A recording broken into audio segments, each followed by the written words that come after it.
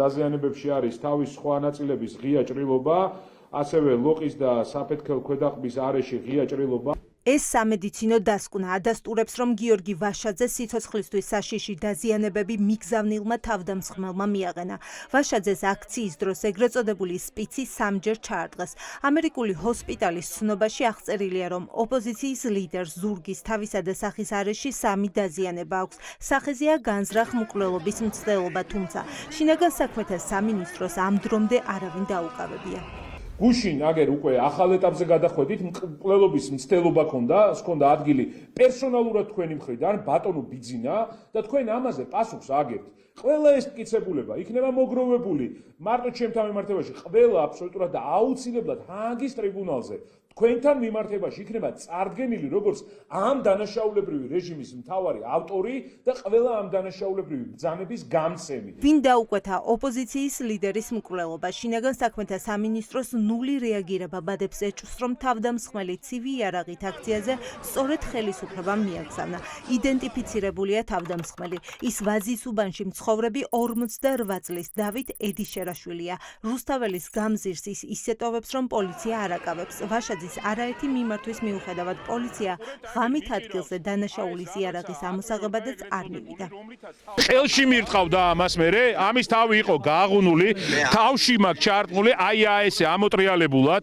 რავი, აბა მეტი რა გითხრათ? უნდა მოვბრძანდეთ ბატონო გიორგი. ანუ თქვენ არ მოდიხარ დანაშაულის ადგილზე, რა პოლიცია ხართ საერთოდ, რა სისტემაა ერთი მითხრათ? სპეცრაზმი ხალხს აღარ არბევს, თუმცა ხელისუფლება ახალი არჩევნების მოთხოვნით ქუჩაში გამოსულ მოქალაქეებს სიკვდილის ბრიგადებით უპირისპირდება. ასე მოხდა TV პირველის გადამღებ ჯგუფზე თავდასხმის დროსაც. პოლიციის თვალწინ ჟურნალისტს და ოპერატორს მუშაობაში ხელს უშლიდნენ, შეურაცხყოფას აყენებდნენ, ემუქრებოდნენ. ადგილზე პოლიცია არ რეაგირებდა. მოუვარდით ადამიანებს და ვინ გამოგაგზავნა? ვის დაუჭირდა? ვინ გამოგაგზავნა? შემოგევლეთ? უზდელი. იცი რატო ხარ უზდელი? იმიტომ ხარ კი ყვირი და გიყურებს.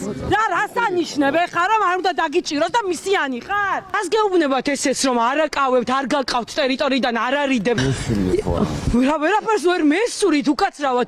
პოლიციასთან ამას როგორ ბედავთ? ამის შემდეგ პოლიცია იძულებული გახდა თავდამსხმელის დაკავების იმიტაცია მოეხდინა. ტიტუშკა პოლიციის მანქანაში ჩასვეს, თუმცა პირველებმა მოიპოვა კადრები, სადაც ჩანს, რომ 5 წუთში პატრულის ეკიპაჟმა თავდამსხმელი პარლამენტის უკან ჩამოსვა.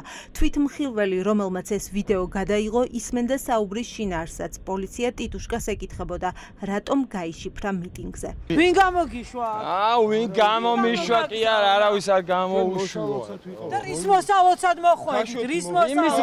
რისთვის მოიყვანეთ აქ, რომ შეურაცხყოფ ერთი წამი ოპერატორს ბიჭახშა ვის უბედავ საერთოდ. პირი, რომელიც ჩვენს კითხვებს არ პასუხობს, რუსთაველის გამზირზე თავდამსხმელთან ერთად გადაადგილდებოდა. TV პირველმა მისი იდენტიფიცირება შეძლო. ის 38 წლის დავით ენუქიძეა. ინციდენტის დროს ის ამტკიცებდა, რომ რუსაველზე ღამის 12 საათზე სალოცავად მივიდა. დღეს კი ვეღარ შეძლო იგივე მიზეზის დასახელება. პირველების ინფორმაციით ენუქიძე პენიტენციურ დაწესებულებაში მუშაობდა. ის სამსახურიდან 2015 წელს გაუშვეს. უკან უწყებაში 2019 წელს დაბრუნდა. რომელ ძალოვან უწყებაში მუშაობს ახლა უცნობია. თქვენ და თქვენი მეგობარი თუ იყავით გამოკითხვაზე გუშინდელი ინციდენტის შემდეგ? ვინ ბრძანდებით თქვენ? TV პირველის ჟურნალისტი. გუშინ თქვენ და თქვენი მეგობარი ქაშვეთთან და პარლამენტთან ხომ იყავით? აი თალია ეხლა და დაგიკავშირდებით. იყავით თუ არა გამოკითხვაზე? მაშინ როცა ვერც რობოკოპების სისასტიკემ, ვერც ადევნებამ, ვერც სახლებთან დახვედრამ და ტერორმა ვერ გატეხა მომიტინგეები, რეპრესიების ახალი ტალღა არ უყვით უწყვეტი პროტესტის მონაწილეებს. დარწმუნებულები არიან, რომ ძალოვანი უწყება ტიტუშკებთან შეთანხმებით სწორედ ივანიშვილის დავალებით მოქმედებს. მე ვფიქრობ, რომ ეს არის ერთგვარი იკუშკები, ანუ ჩვენი პრემიერის ირაკლის მიერ შექმნილი ბანდფორმირებები, ბრუნდებით რაღაცა იმ ბნელო 90-იანებში, სადაც იყო ერთგვარი ბესპრეცედენტი, შენი სიცოცხლე საფრთხეშია. ეს არის შსს დღეს. ბანდა ვერ აიღებს თბილისს. ეს გამორიცხულია. მით უმეტეს ქალაქს, რომელმაც ბანდიტიზმი გამოიარა და ეს სახადი მოხდილი აქვს და არავის არ აპატიებს ბანდიტების თავზე დასევას. 21 დღეა მთელი საქართველო უწყვეტმა პროტესტმა მოიცვა. 21 დღეა ივანიშვილი პროტესტის ჩახშობას სხვადასხვა მეთოდით ცდილობს, თუმცა მის არც ერთ პროვოკაციას მშვიდობიანი აქციის მონაწილეები არ წამოგებიან.